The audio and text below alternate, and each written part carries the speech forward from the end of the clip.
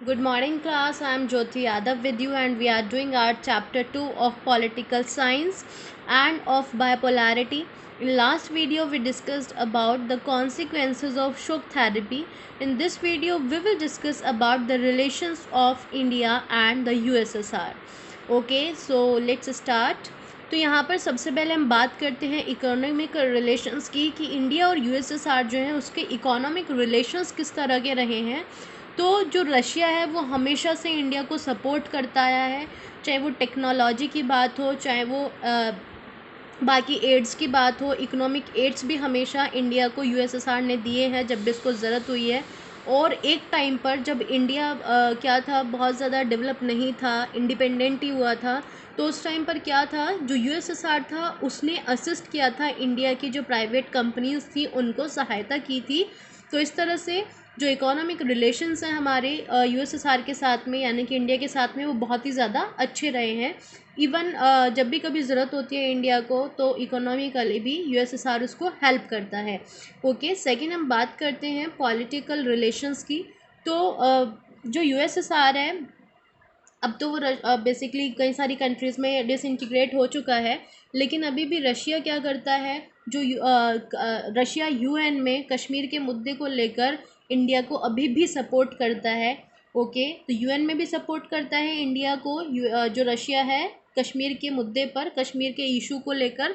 और उसके अलावा सबसे मोस्टली इम्पोर्टेंट जो थिंग है वो है कि 1971 में जब कश्मीर के इशू को लेकर वॉर हुई थी इंडिया और पाकिस्तान के बीच में, तो उस टाइम पर जो यूएस था उसने सपोर्ट किया था पाकिस्तान को, लेकिन यूएसएसआर ने इंडिया को अपना सपोर्ट दिया था। इंडिया ने उसके साथ एक 20 ईयर्स की ट्रीटी भी साइन की थी यूएसएसआर के साथ में। तो उस टाइम पर भी ये बहुत ज़्यादा इंपॉर्टेंट था इंडिया के लिए, और कि यूएसएसआर का उस टाइम पर उसको सपोर्ट मिला, नहीं तो हो सकता था कि पाकिस्तान और यूएस मिलकर उसके ऊपर अटैक कर देते, क्योंकि ये दोनों मेन पावर्स थी, सुपर पावर्स थी उस टाइम पर वर्ल्ड में।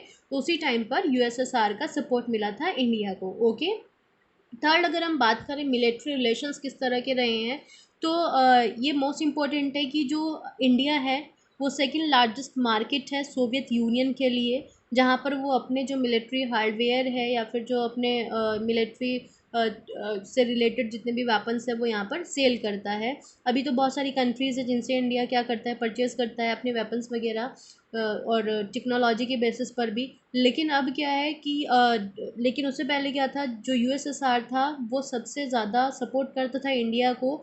और उस टाइम पर क्या था कि एक टाइम पर ये भी था कि जब इंडिया के पास मतलब कि इंडिया की जो करेंसी थी वो बहुत ज़्यादा स्ट्रांग नहीं थी, तो उस टाइम पर भी इंडिया की जो करेंसी थी वो एक्सेप्ट की थी किसने, यूएसएसआर ने। ये इकोनॉमिक में भी आ सकता है आपका, तो ये भी इम्पोर्टेंट है हमारे लिए। ओके, तो सोवियत यूनियन क्या करता है, supplied military hardware and technology to India.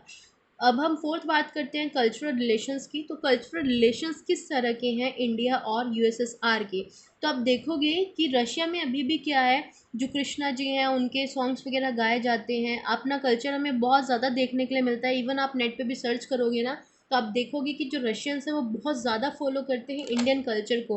उसके अलावा क्या है, हमारी जो हिंदी फिल्म्स हैं वो बहुत ज़्यादा पॉपुलर हैं यूएसएसआर में। वहाँ पर क्या आप हिंदी सॉन्ग्स को ज़्यादातर सुनते हुए देखोगे। इंडिया के जो आर्टिशंस हैं, राइटर्स हैं, वो बहुत ज़्यादा विजिट करते हैं इवन यूएसएसआर को। राज कपूर जी, अमिताभ बच्चन जी हैं, उनकी जो फिल्म्स हैं वो बहुत ज़्यादा पॉपुलर हैं यूएसएसआर में। तो इस तरह से हिंदी फिल्म्स वहाँ पर पॉपुलर हैं, और हमारा जो कल्चर है उसको वो जो रशियंस हैं वो बहुत ज़्यादा फॉलो करते हैं। तो कल्चर हमने एक्सचेंज किया एक दूसरे का, रशिया का भी और रशिया का इंडिया में और इंडिया का रशिया में। अभी भी आप सर्च करिएगा प्लीज़ नेट पे, तो आप देखोगे कि जो कृष्णा कल्चर है वो उसको लोग बहुत ज़्यादा फॉलो करते हैं। ओके, तो ये इस तरह के रिलेशंस इंडिया के रहे हैं हमेशा। इवन क्या है, एक 80 बायलेटरल जो ट्रीटी है वो भी साइन की है, 80 बायलेटरल एग्रीमेंट भी साइन हुआ है इंडिया और यूएसएसआर के बीच में, जिसमें क्या है 80 थिंग्स हैं जो दोनों जो कंट्रीज हैं उस पर अपनी सहमति जताई है। ओके, तो इस तरह की चीज़ें हैं जिससे हम ये कह सकते हैं कि इंडिया और जो यूएसएसआर है दोनों के रिलेशंस बहुत ज़्यादा अच्छे रहे हैं अभी तक तो, और होप सो कि आगे भी अच्छे ही रहेंगे इंडिया और जो रशिया है उसके relations. Okay, so thank you, this was our topic for today. In next video we will discuss our next topic, and almost this chapter is complete now. I am showing you some more points related to this, so we will finish this chapter by today. Look, Indian post communist countries यानी कि जो USSR की countries थी उनके साथ में India has maintain good relations with post communist countries as we discussed in last points. India Russia relations is the strongest. अभी भी इंडिया और रशिया के जो रिलेशंस हैं वो बहुत ज़्यादा स्ट्रॉन्ग हैं. एज आई टोल्ड यू कि हमेशा क्या करता है, रशिया सपोर्ट करता है इंडिया को यूएन में. ओके और ऐसा नहीं है कि इंडिया नहीं करता है, इंडिया भी हमेशा रशिया को सपोर्ट करता है. Okay India and Russia supported the concept of multipolar world. तो इंडिया और जो रशिया है वो मल्टीपोलर वर्ल्ड यानी कि किस तरह से सारा जो उसमें है कि बेसिकली जो पावर्स हैं वो क्या हो जाती हैं, डिस्ट्रीब्यूट हो जाती हैं. ओके कुछ पॉल्स के बीच में, जैसे वेल्थ हो गई या फिर मिलिट्री कैपेबिलिटीज़ हो गई. तो इस तरह से इंडिया और जो रशिया है वो हमेशा मल्टीपोलर वर्ल्ड का जो कॉन्सेप्ट है उसको सपोर्ट करता है. उसके अलावा आप यहाँ पर देखेंगे Russia India relations benefits to India, support in Kashmir issue as we discuss later before कि जो यूएसएसआर है उसने इंडिया को सपोर्ट किया था कश्मीर इशू में. तो ये हैं बेनिफिट्स क्या हुए हैं इंडिया को रशिया से रिलेशन रखने में. एनर्जी सप्लाईज, जो एनर्जी सप्लाईज है इवन अभी भी क्या करता है कि इंडिया क्या करता है, ऑयल को इंपोर्ट करता है. ओके तो एनर्जी सप्लाई में भी ये हमारे लिए हेल्पफुल है.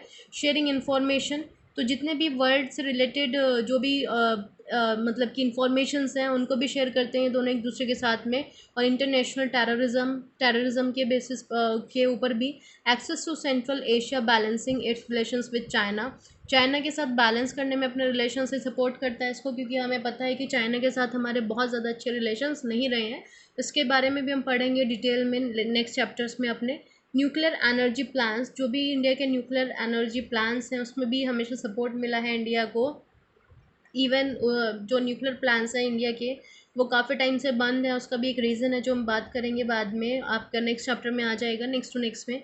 मींस जब हम इंडिया की बात करेंगे तो उसमें आपकी मिलेगा आपको ये टॉपिक. ओके साइंटिफिक प्रोजेक्ट्स जो भी हैं उसमें भी इंडिया को हेल्प करता है Russia. Assistance during oil crisis, तो ऑयल क्राइसिस के ड्यूरिंग भी इसने क्या किया है, इंडिया को असिस्ट किया है, सहायता की है.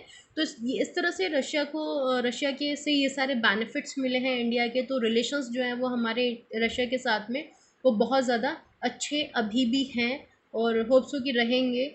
ओके तो यही था आज का हमारा टॉपिक और चैप्टर इसी के साथ हमारा ख़त्म होता है.